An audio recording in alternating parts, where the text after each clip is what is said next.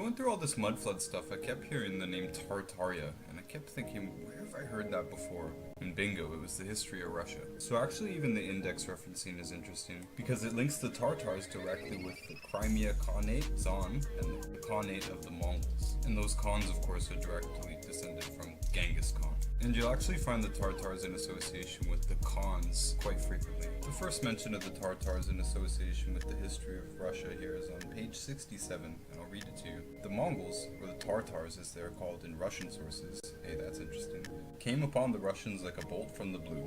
They appeared suddenly in 1223 in southeastern Russia and smashed the Russians and the Tolstoy in a battle near the river Kolka, only to vanish into the steppe. But they returned to conquer Russia in 1237 to 1240 and imposed their long rule over it. Unknown to Russians, Mongolian-speaking tribes had lived for centuries in the general area of present-day Mongolia and the adjoining parts of Manchuria and Siberia. So the Russians referred to the Mongols as Tartars, and if we follow the asterisk down here, we read, Tartars referred originally to a Mongol tribe, but with the expansion of the Mongol state, the Tartars of the Russian sources were mostly Turkic rather than Mongol, linguistically and ethnically. I'm using Mongol throughout the preference to Tartar, so throughout this book, every time he mentions Mongol, he's actually talking about Tartars, potentially.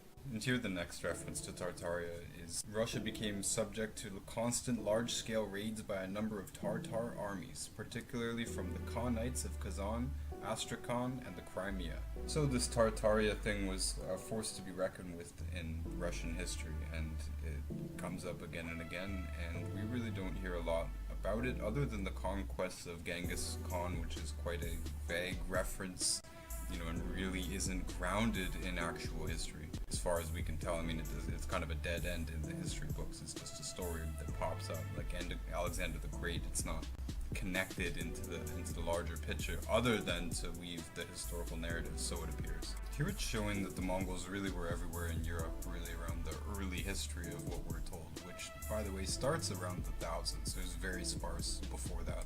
And these Khans and Khanates are presumably associated with the Tartars as well, and it's a pretty substantial portion of the old map. Here, this looks kind of like a mud flood.